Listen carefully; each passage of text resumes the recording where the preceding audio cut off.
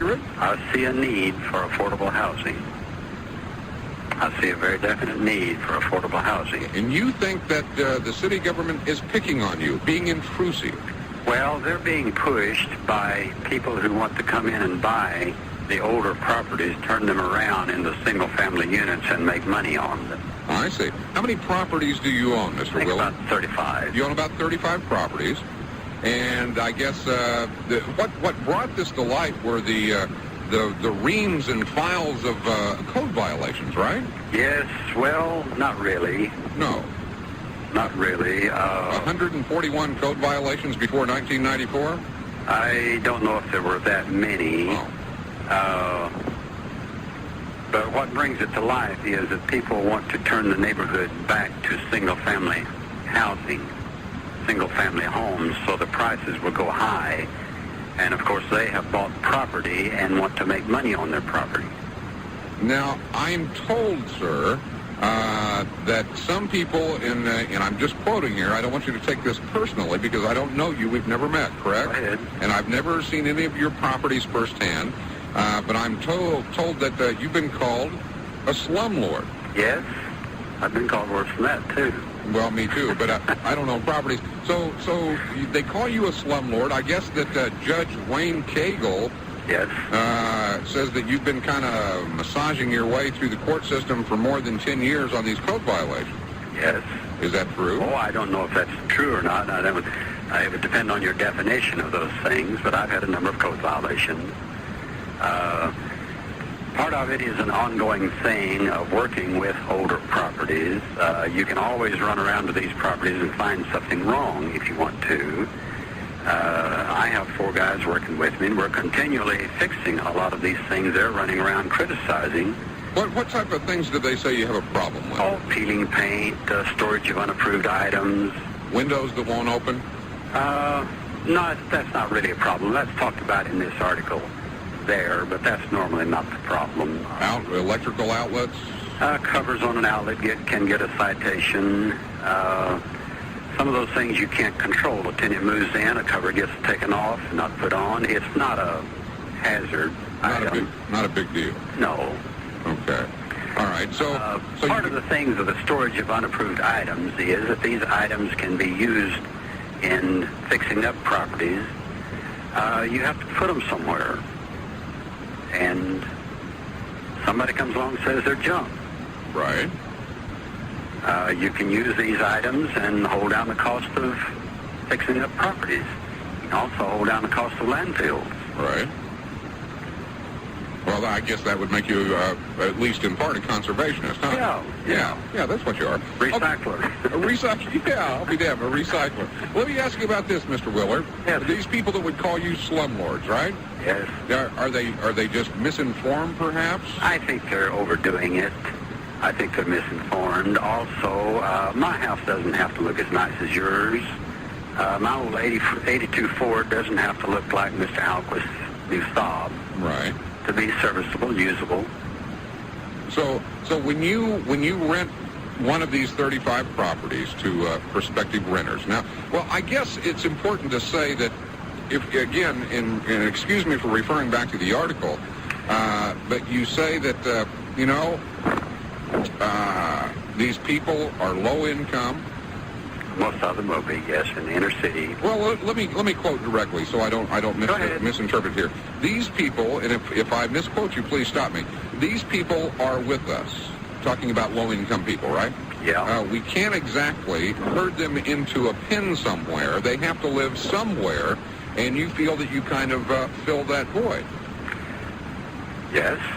And perhaps this would not be an apartment that maybe I would want to move into, or even perhaps that you would want to move into, but it does serve a need for someone. Is that basically what you're saying? Partly true, yes. I can afford better, and you can afford better, I'm sure, but there are a lot of people who don't make your income or my income, and they need housing. Right. So you think the moniker slumlord is unfair, perhaps? I think it is. Okay. Well, I tell you what, I've got to do a break here very quickly. And when I come back, I'd like to talk to you further about this because it sounds like in this Kansas City Star article by Jeffrey Spivak. Yes, I have it here before me. Yeah, it makes you look like a really bad guy. You're not a bad guy, are you? Oh, I didn't take it quite that way. This is Jeff after the article.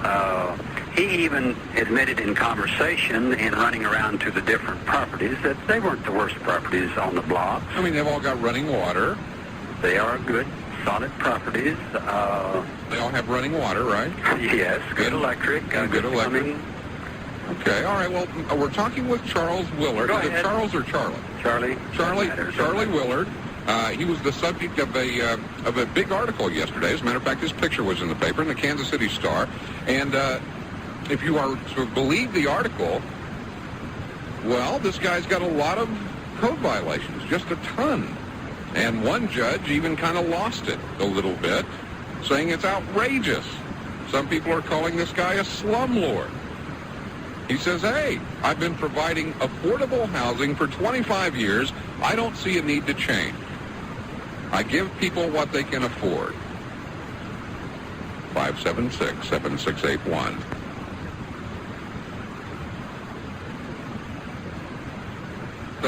Charlie Willard. Charlie was the subject of a big article yesterday in the Kansas City Star. Even had a color photograph and everything, didn't they, Charlie? Yes. And you say you've been renting affordable housing for 25 years. You don't see a need to change now. And you feel, and I think it would be correct to say that you feel that you are filling the void for those folks that can't afford any more. Then you've got 35 properties, I guess, in various states of repair or disrepair, as the case might be. Oh, they're pretty well repaired in that they're good, solid housing. They've got some peeling paint. There's things wrong with them, just like an old car. There's always things wrong with those things, but they still serve the need, and they're still good housing. Why do neighborhood leaders and some housing officials call you a slumlord, Mr. Willard? There's a big push in all neighborhood leaderships, and I can understand this. We're all struggling with the crime problem. Right. And we don't know what to do. We're trying anything to try to curb the crime. And neighborhoods go down because of crime. Right. We've recently gone into this thing of using the code enforcement program to try to corral crime. It isn't working, but to the typical homeowner that owns his house, he's willing to reach for anything to try to preserve his values, and I don't blame him. Now, let me ask you something, Mr. Willard. This judge I read about, this Judge Cagle, Yes. I guess he kind of raised his voice, kind of came out of the judge-like character, saying this is an outrage, talking about your huge number of code violations. What did you think when he did this? Well, a lot of the previous code violations back in 1980 didn't mean a heck of a lot.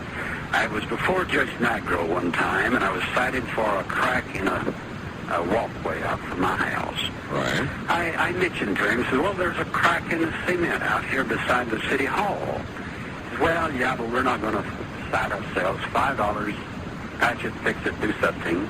Well, that crack is still down there, and my crack is still where it was, and they haven't been worried about since. Right. So a lot of the little, I call them nitpicking things, don't amount to anything. So the bottom line is here, you're not just out for the dough, are you? No, I've made a good living at this. I've accumulated property, but we ought to be concerned with something besides just making money.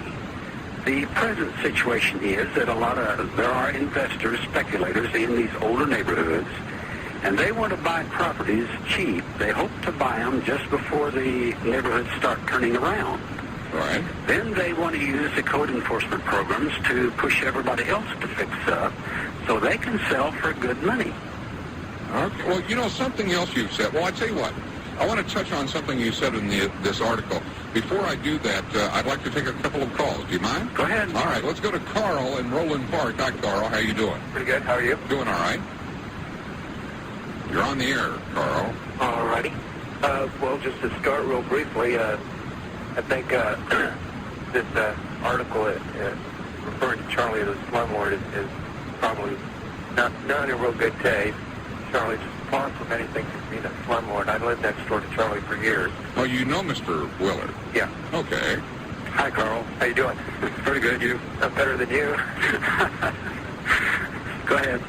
Well, anyhow, you know, the article overall, it paints a picture of somebody, you know, they call him an absentee slumlord at one point of the article and so forth, and it doesn't represent Charlie at all. Charlie's a good guy. Charlie is a good guy, period. Flat out simple. Okay, well, let's forget Charlie for a second. Okay. Charlie, I don't mean to speak of you in the third person. Let's pretend like Charlie isn't here. All of the properties that you have seen, Carl, that Charlie Willard is responsible for, whether through ownership or management, are they all in good shape? They're probably good shape. Are they livable? Livable, with the basic amenities that most people would need. Absolutely. All right, so in your opinion, this man is not a slumlord, and somebody painted a very, very ugly picture of him.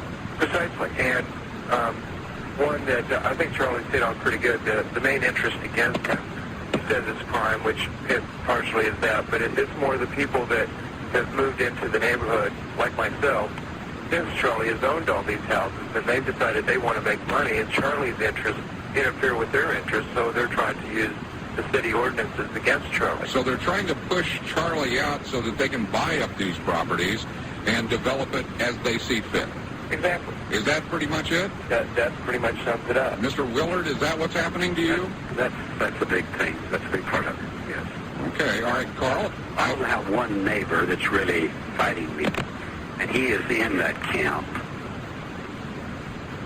All right. Well, Carl, listen, I appreciate the call very much. Let's go to, is it Aggie? Is that where I'm going? Okay, Aggie. Here I am. Aggie, you're on KCMO with my guest, Charlie Willard. Oh, yes, I'm very familiar with Mr. Willard. Are you a friend of his, too? Oh, absolutely not.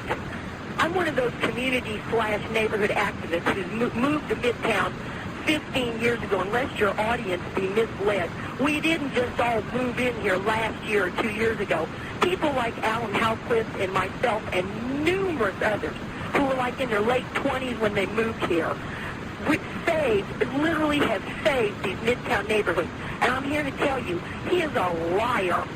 His properties are a mess. They are open dumps in the middle of the city. And I've done tons of crime prevention. That is patently incorrect, that crummy properties do not increase crime. That is a lie. When the neighborhood looks crummy, wait a minute, Aggie. The neighborhood looks crummy, it's an invitation for the creeps to come in. Aggie, Mr. Willard says that he provides affordable housing for those people that can't afford it. Affordable housing in other buildings that are well maintained. He is 8 apartments in a house is not affordable housing. Wait a minute, 8 apartments in a house. He's got 8 apartments in one house. But they're all solid properties. Oh, solid properties. They look like, he is a slumlord. They look like heck. And you know what happens to neighborhoods when you have crummy properties? Your insurance gets canceled because insurance companies redline it. Our property values go down, and it's a spiraling thing that's happening to urban core cities across the country. Mr. Willard, are you still with me? Yeah, I'm with you. I think Aggie is a little aggravated here. A little? I think I have a building of 8 apartments in it, but go ahead. Well, okay, let me, Aggie, let's not talk about even the third person. Do you have 8 apartments in one house, Charlie? I don't think so. oh, he doesn't think so. He does.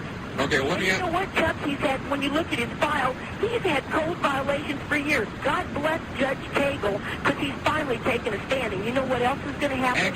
We're not going to give up, and we're not going to go away, Chuck. Hang on. Aggie, hang on just a second. Hang on just a minute. I want to give Charles I read the newspaper article, and I couldn't get his side of it. Charlie, is this the only lady out here that feels this way? I don't know. I don't know the lady. Why would she be upset? But let her talk. Let her go ahead. I've heard what she has to say. I'd like to hear your response. Well, I don't think I have a unit with 8 apartments in it, a house with 8 apartments. But this wouldn't be unreasonable if you have kitchenettes. Absolutely, it is unreasonable. It is in defiance of the zoning laws. And those zoning laws have been on the books for the last 20 or 30 years. Don't give me that. Aggie, 8 units in a house. Aggie. This isn't the Netherlands.